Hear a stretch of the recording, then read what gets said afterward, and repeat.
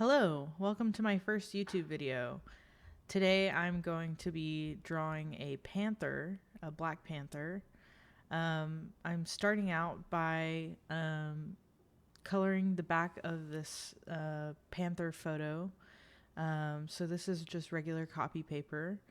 And for this particular art style, I do trace. And there is a lot of debate about if tracing is actual artwork or actual, I guess, an art form. But for pastel pencils, I do believe that it is an art form still, just because a lot of the art style comes from putting in the colors and details, and you will see that later in the video.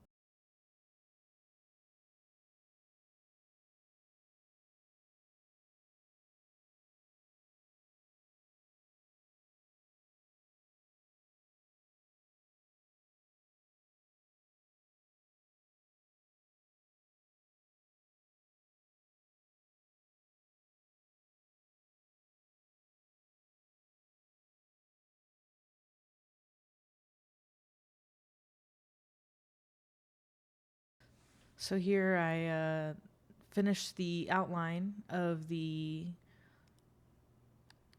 panther, and I'm just taping it off to create some sharp edges in my outline.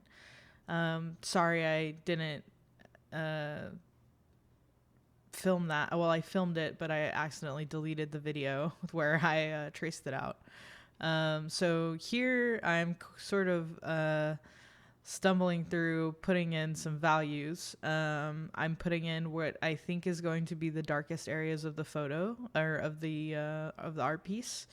And so I'm just putting in the darkest areas, and that's pretty much all I'm doing here is darkening up the areas that look like they're going to have the most black in them.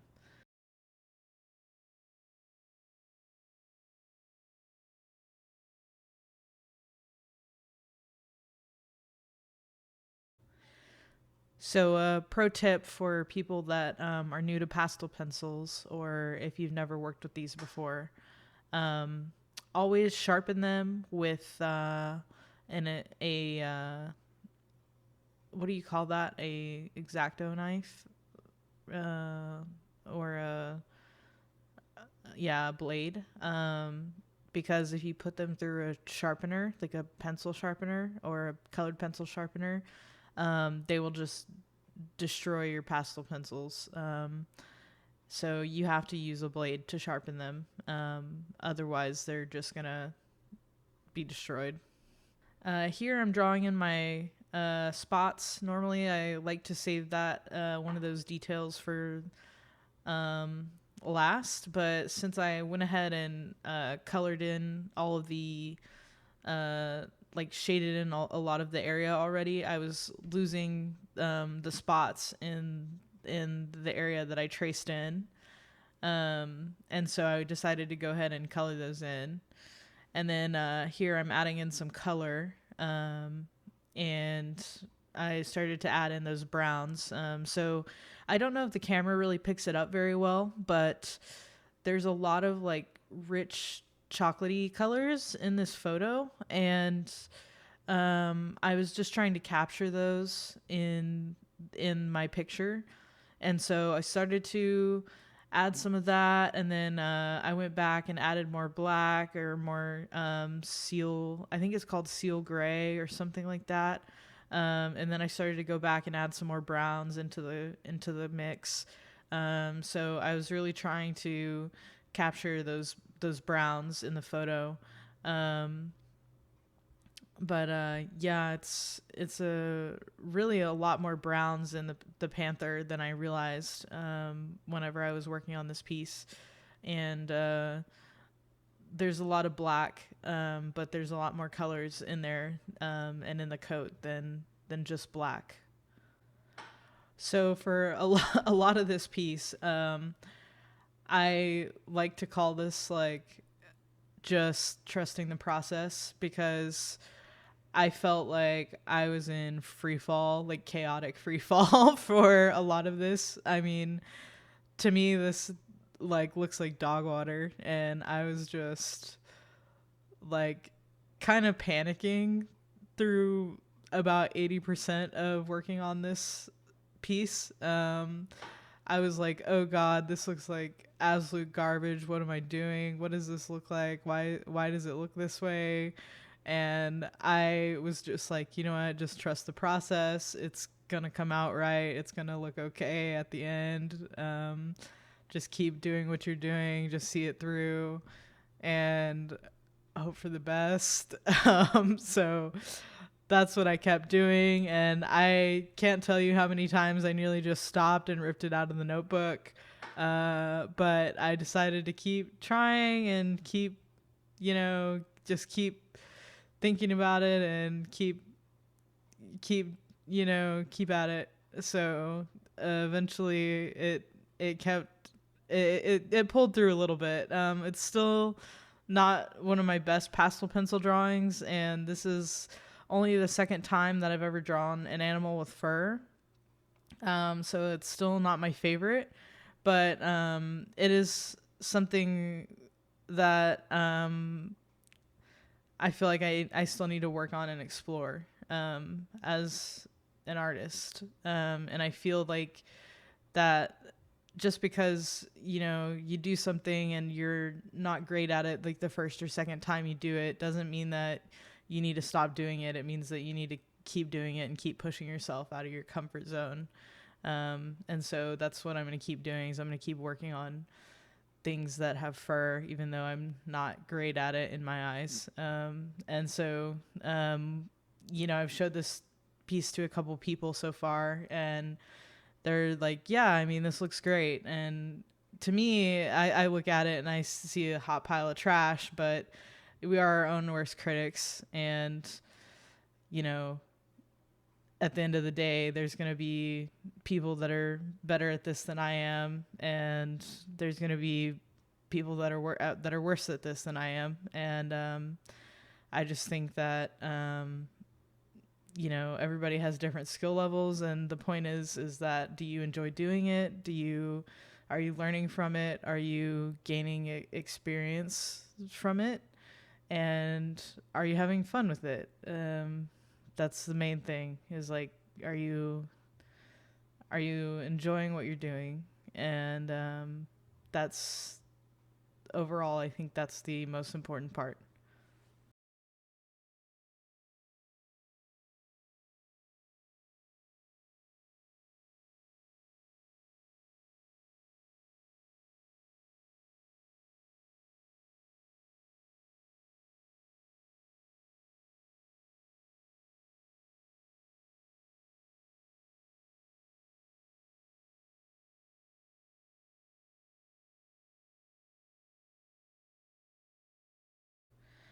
So here's where I start seeing the shoulder come together, after I run those grays through there.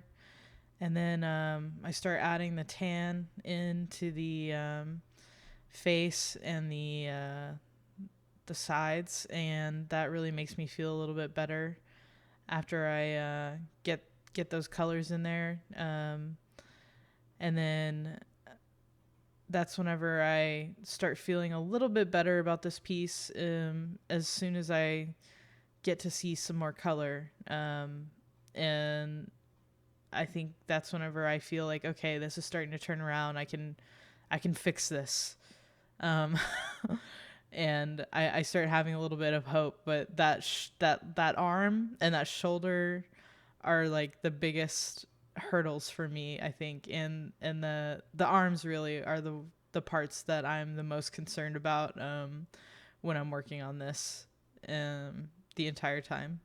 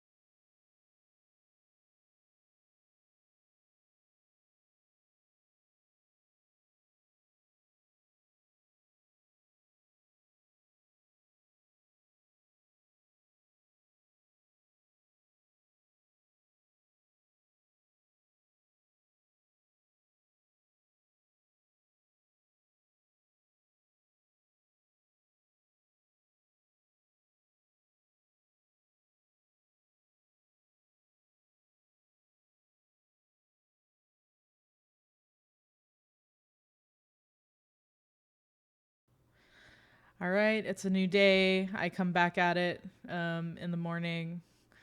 I think entirely this piece took me about 4 to 5 hours, and I've shortened this video to, I want to say, like 15 or 20 minutes or something like that, like 20 minutes of video.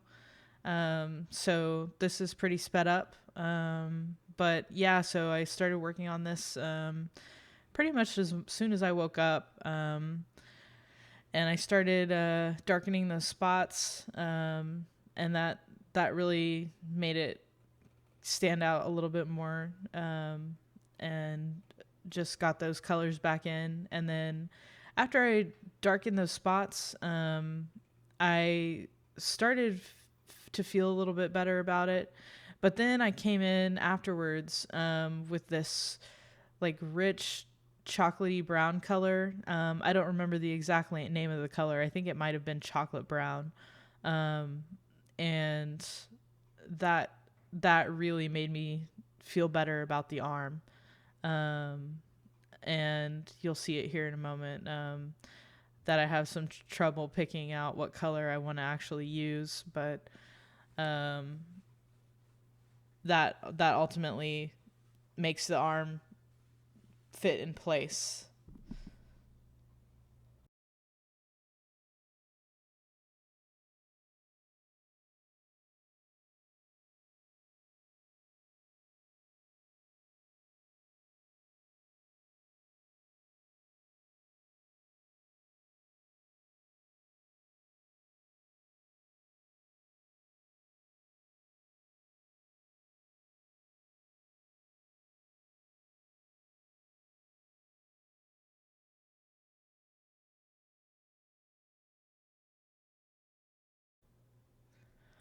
One other thing about working with pastel pencils that you have to be mindful of is when you're building up the layers is that the paper can get overworked. So you can put too many layers of pencil down, and then after that, the paper won't hold any more of the pencil. And so you kind of have to be choosy about what colors you're putting down and how many layers you're putting down. And that's something you have to sort of think about and consider as you're going. And over time, you'll develop a sort of, I guess, I don't know what you call it, a sixth sense for when your paper is getting too full or too. You'll notice when your paper is no longer holding pencil anymore, and that's starting to happen right up there in the shoulder area, the back shoulder. It's no longer wanting to hold pencil anymore, and the front arm is still okay and still willing to hold pencil, willing to take pencil, but you're you get overworked with the pencil, and so you have to be mindful of that as you're going and as you're working. And as we get more of that brown in there, we have a shoulder, we have an arm, and it's starting to come together. And so this is where I finally am like, okay, this looks good. This is starting to look like my reference photo, and I'm starting to feel a lot better about the piece because the arm is looking good. That front arm is looking really good. And so then I begin to work on the face, and I start by adding in the darkest areas of the face and really solidifying those dark areas. And then I'll add in the lighter portions of the face and the highlights on the face to accentuate the different areas of the face and those features.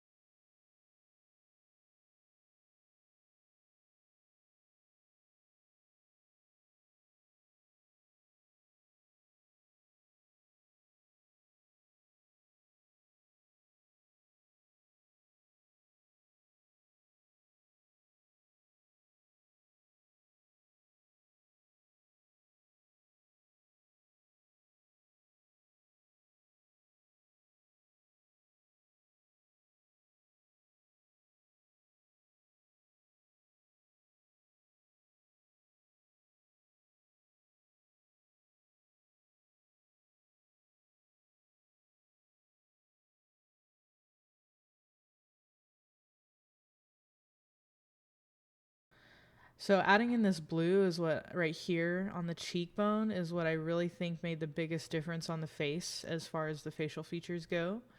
Um, and just the fur. And adding the blue on the shoulder muscles and bringing and dragging it down across the back. I think that really made a big difference on the face and the shoulders. That really accentuated the line work that I wanted. Um, and at this point, I'm pretty happy with what the body looks like, and I begin to work on the whiskers and the different fine hairs. And so I start working on the whiskers and just kind of placing them not specifically exactly where the photo has them, but in place. And then I start working on the eyes. And the eyes for me are the hardest part. So I usually save them for last because I want them to be as perfect as possible. I wasn't exactly happy with how I did the eyes in this photo. They were very difficult for me because I felt like I didn't have the right color to, or the right colors to perfect the eyes. But I got them close as I possibly could. And I got them I got them as much as I could. They were okay. They're not exact, but they're okay. And so I felt like I could have done better, but this is this is what my art is. This is what it is. And so we all make mistakes and we all wish we could do things differently, but this is how my piece came out. And so I do have some finishing touches to do, such as the rock or branch or whatever it's laying on, whatever the panther's laying on at the base, that I finish up.